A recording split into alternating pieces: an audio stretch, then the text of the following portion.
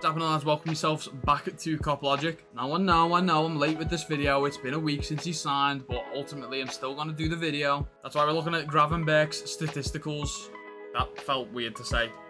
We're looking at Gravenberch's stats. Purely the stats. Anyway, to avoid that awkward moment, let's just get right into the comparison. So here we have a presentation. Honestly, I'm a little nerd when it comes to these presentations now. I love them. Love making them. So here we have Ryan... I'm really sure how to pronounce that. I think it's Giro. Ryan Gravenberch. Tactical deep dive player analysis. Let's have a look at who Ryan Gravenberch is. Player data.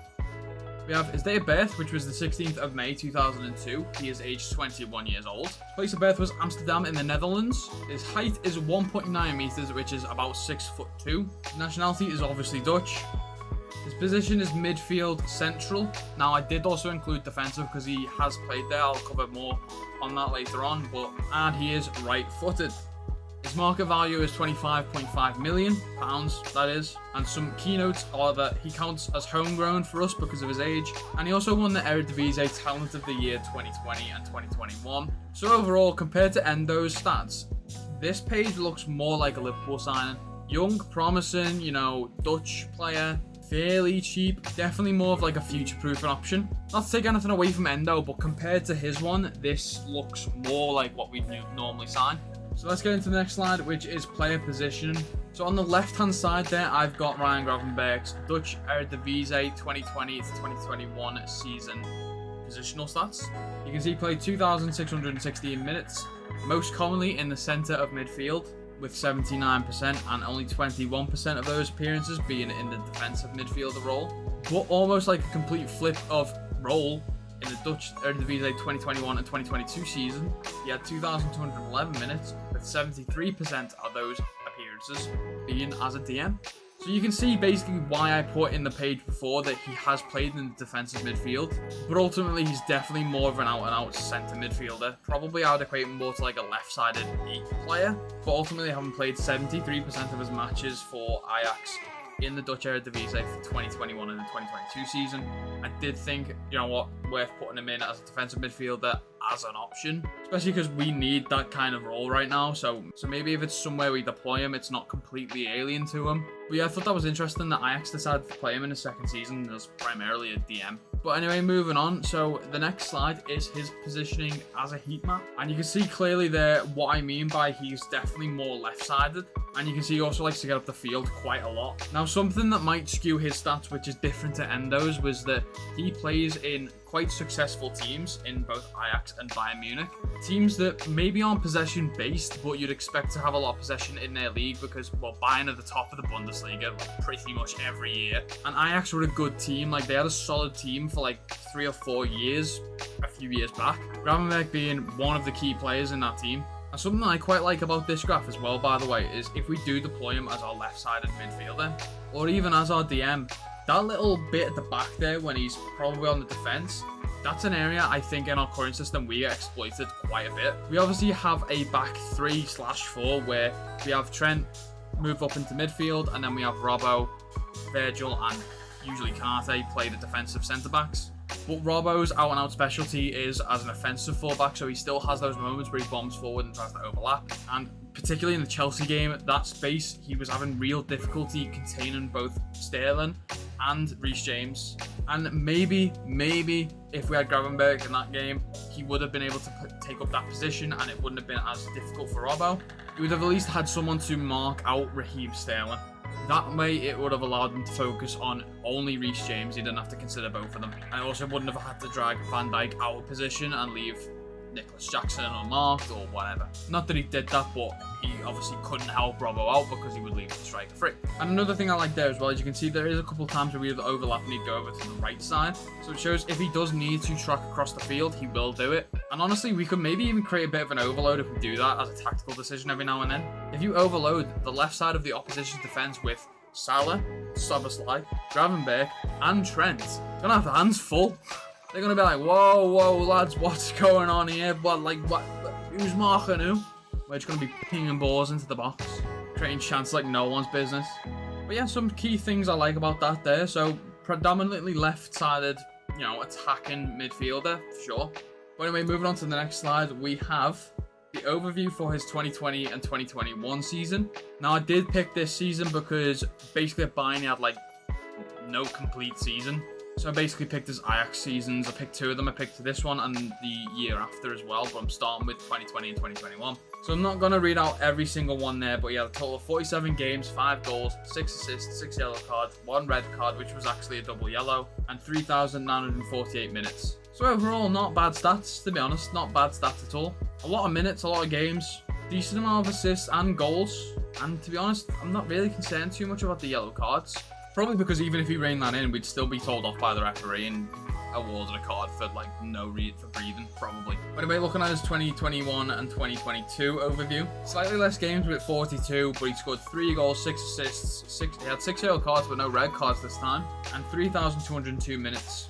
So again, quite consistent with his assists and yellow cards. Scored less goals, but this was the season he was being more deployed as a DM, so maybe that's why.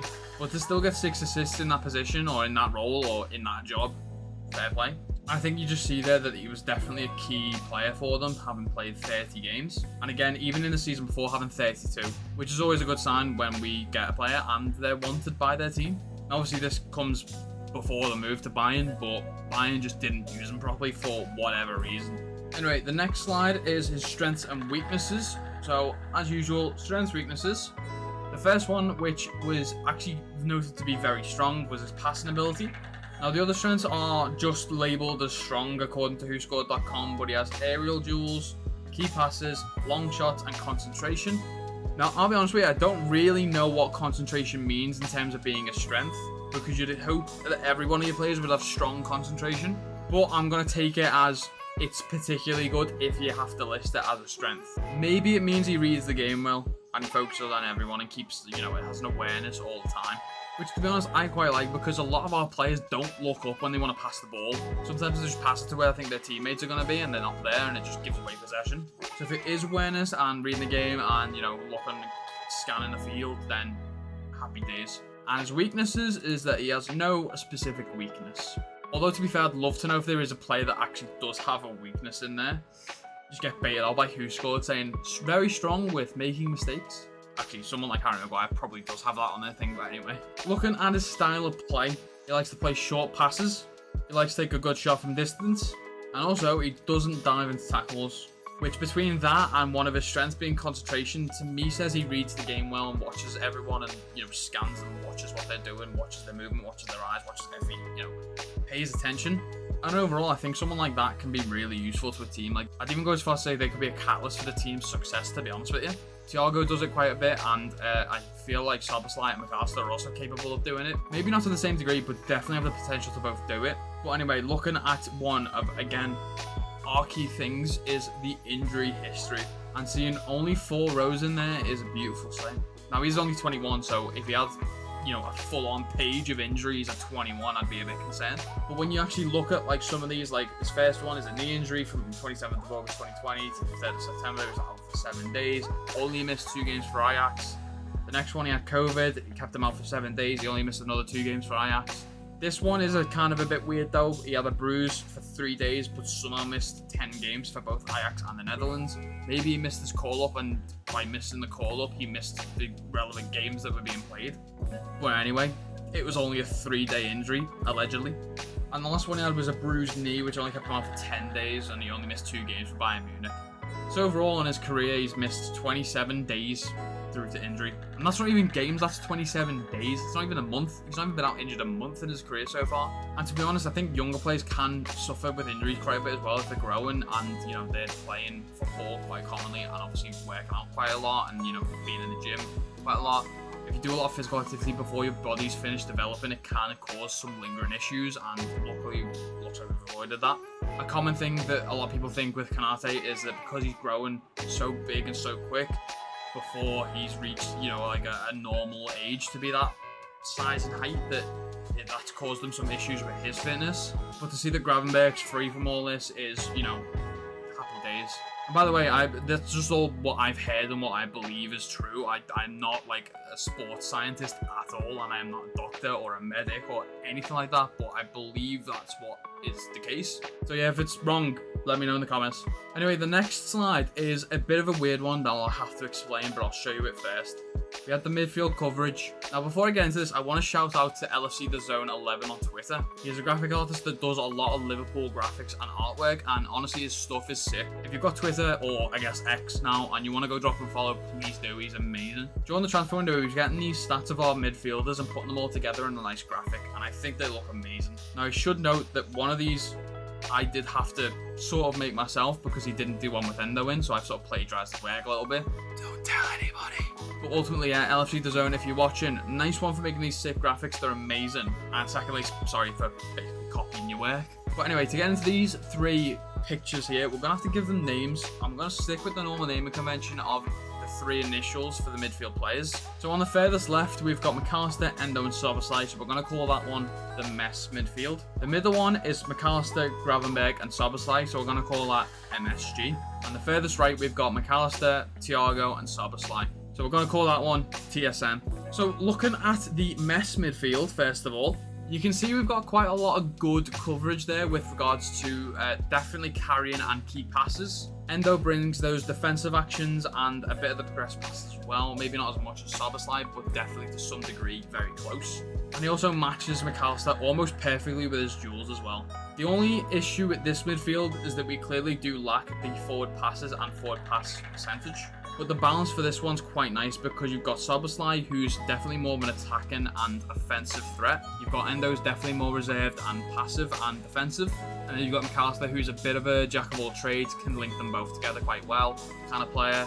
And ultimately, it's not like we're completely missing those forward pass options, because if I turn your attention to the next picture, the MSG midfield, you can see quite clearly that Gravenberch fills that void of the forward passes and forward pass percentage. So definitely a more offensive midfield with those 2 both in. Honestly, I could see this midfield being like, if we want to really go at a team, if someone's got like a deep line block and puts every man behind the ball, we can put these 2 on and really try and get at them. And I think that was our biggest weakness. And I'm not going to say it'll work, but it's definitely, you know, according to the stats and according to the pictures, it shows that that's the more offensive and attacking one. Key passes, progressive carries, forward passes, forward pass percentage. It just screams very offensive, very, you know, chance creaty kind of midfield. And let's certainly hope that's the case. Now, the last one shocked me massively, to be honest with you. So the TMS midfield has pretty much coverage across the board. Not actually does Thiago actually have more forward passes than Gravenberch even, but he also really slams on those defensive actions for us. He's also got more progressive passes than Szoboszlai as well. He also wins slightly more duels than McAllister. So actually, Thiago is probably more the jack of all trades kind of midfielder. And at least on paper, that's our best midfield. Well, certainly the most complete one anyway. But honestly, I think all of these midfield options would fit different games better. Ones where we want to hold onto the ball and play possession more ourselves against like a City or like a Newcastle or an Arsenal, we probably would play the mess midfield. For games we really want to go at the opposition and really break them down, we probably play the MSG midfield. Probably against teams like Everton or Burnley or Luton, Sheffield, defensive kind of team, Wolves even. And then if we want a bit of a hybrid between both of those, we go for the TMS midfield. But granted, that is dependent on Thiago's fitness. So in a way, maybe you could theorize that between the mess midfield and the MSG midfield, we get our best midfield in the Thiago one. But because of Thiago's injury history and his fitness record, it's one we can't always afford to put on week in, week out. We've got to pick our moments with that midfield. So yeah, I thought that was pretty interesting. So again, thank you to LFC The Zone 11. Drop him a follow on Twitter. Even the non-stat stuff, like all the graphics he does, top notch, honest to God. I'll leave a link in the description actually. Go follow him. So there you go. That's Ryan Giro Gravenberch's stats. If you know how to pronounce that name, please let me know in the comments.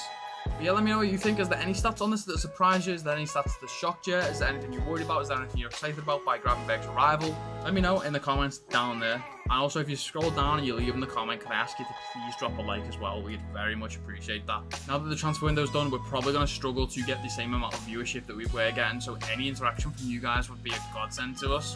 We're not going to stop the whole transfer rumour video type of thing, but we're definitely going to cut back on it because the transfer window's not even open. And again, that's not to say the content's going to slow down either. We've still got plenty of different video ideas we can do.